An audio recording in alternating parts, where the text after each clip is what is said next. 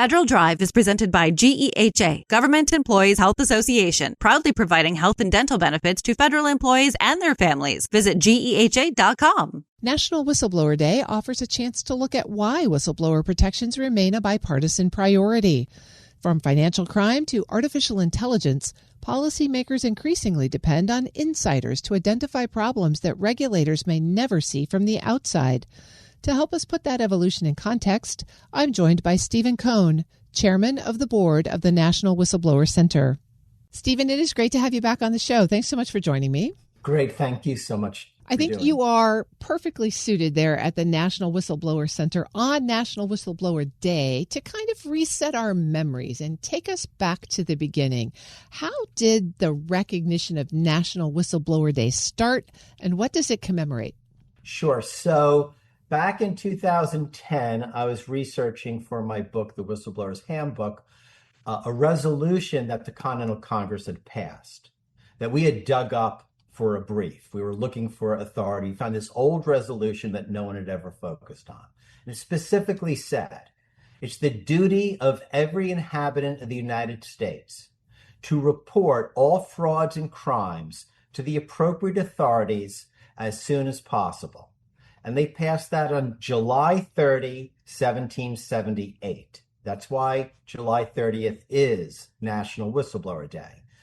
So once we dug that up, I then had my law clerks and we all went crazy trying to figure out why did they pass this? There had to be a reason. And then what we discovered was that in 1777, February, about 6 months after Declaration of Independence, 10 sailors and Marines signed petitions aboard a frigate, the Warren in Providence Harbor, attacking the commander of the U.S. Navy and saying he tortured British prisoners, he was enriching himself, he was greedy, he was a bad guy. They selected one of their number to jump ship and present the petitions to the Congress, travel, without permission and present the petitions. One thing that's of significance, and I just want to read this, is these are working class people. This is coming from the grassroots. This isn't like the George Washington and Samuel Adams. These are the people on the ground fighting against the British. And here's what they wrote. They said that this commander possessed the most dangerous principles conceivable.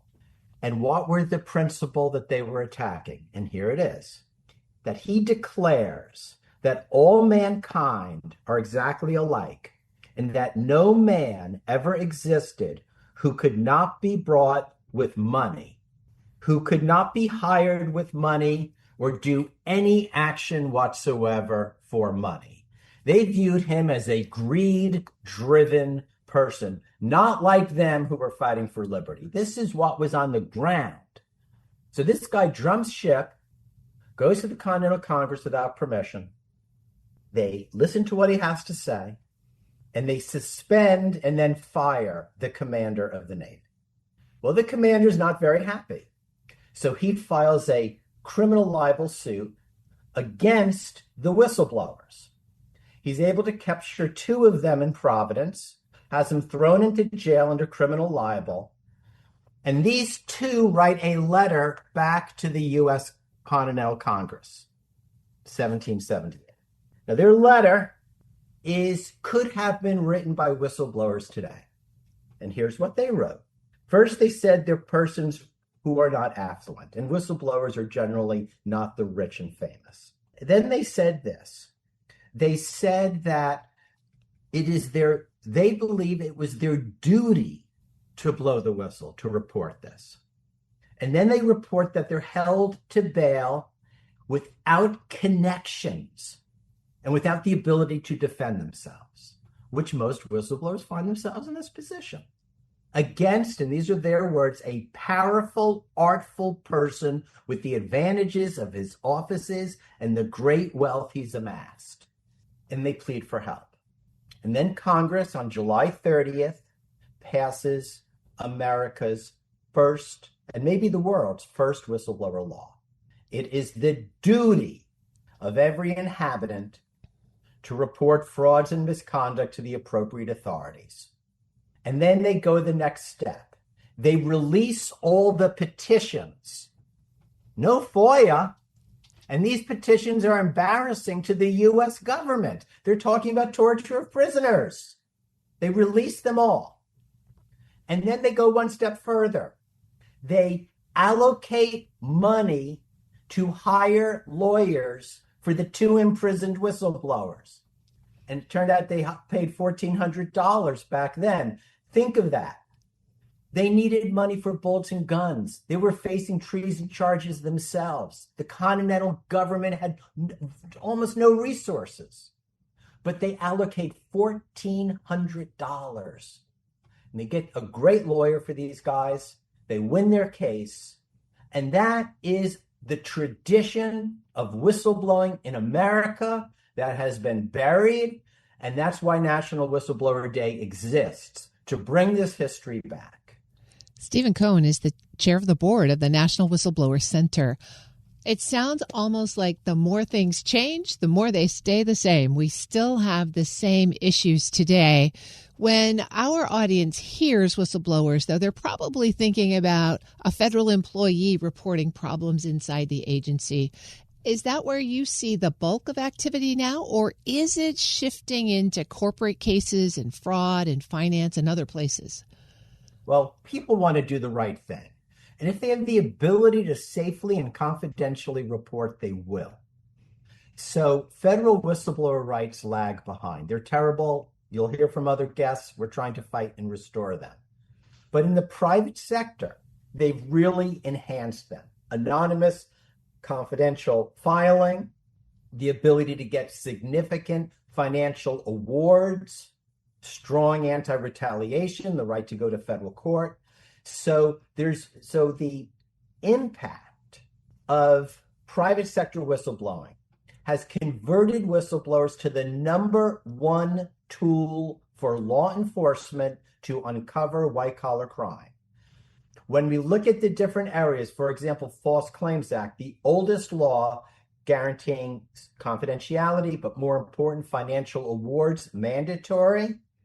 75% of all frauds against the government are coming directly from whistleblowers. Because they pay the whistleblowers an award, they quantify their impact, and we now know for the first time that this incentivization of whistleblowing has completely altered the landscape and has made the detection and successful prosecution of well-hidden white-collar crimes possible. And as Mr. Devine and others will tell you, this needs to happen with federal employees also. One of the legislative priorities that the National Whistleblower Center is advancing is the AI Whistleblower Protection Act. What's different about AI that requires special whistleblower protection? We represented the OpenAI whistleblowers about 18 months ago who came forward with the right to warn letter. These were about 24. We represented 8 of them who had the courage, without any known protections, to step forward and to warn the American public of the dangers of AI, potential dangers. They were all within the companies. They were all pretty much would support AI, but they knew of the risks. From that incident, it became absolutely clear that you need an AI whistleblower bill, a law to protect insiders, corporate employees within that industry. There's no protections right now. In the United States, there's no one whistleblower law. We have gone piecemeal for 50 years. We have one law for occupational safety, one for environment, one for food inspection, one for corporate employees, one for government fraud. So that's how it's happened in the United States. So we're just repeating what we have done for the past 45 years. We've identified a sector of the economy that is absolutely needs whistleblower protection. The risks are way too high. They're in the newspapers. The risks are way too high. So there's a bipartisan bill, Grassley, Hawley on one side, Klobuchar, Coons on the other side, and we need this bill to pass immediately The risks are too high. When you think forward, would you advocate for a consolidated, uniform approach to whistleblowing, or is this sector-by-sector approach the smartest way to go? When I started in whistleblower law in '84, I definitely wanted a uniform law and urged it.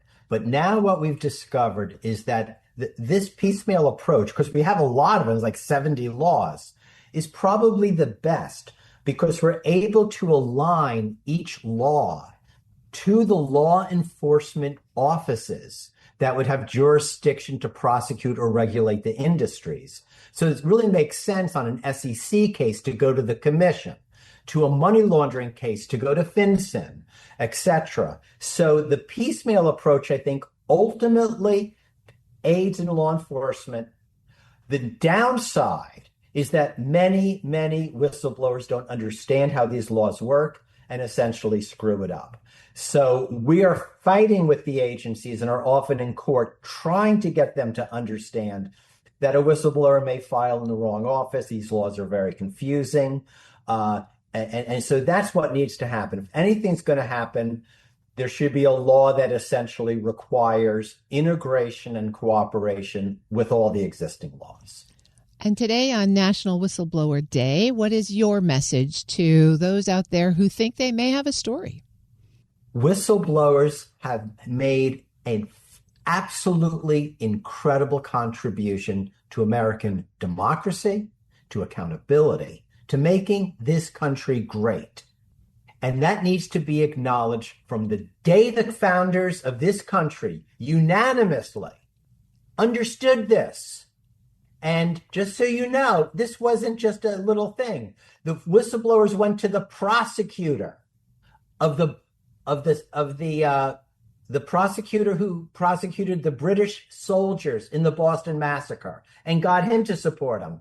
Samuel Adams was one of their biggest advocates. It's in the record of the Continental Congress that he was one of their biggest advocates. The leaders, the founders of this country understood the importance of people, working people, common people, stepping forward to ensure that there's equal justice, that the laws are followed, and that greed does not contaminate the government of the United States. Stephen Kohn is the chair of the board for the National Whistleblower Center. Stephen, thank you so much for getting our day started. These are great stories and great information.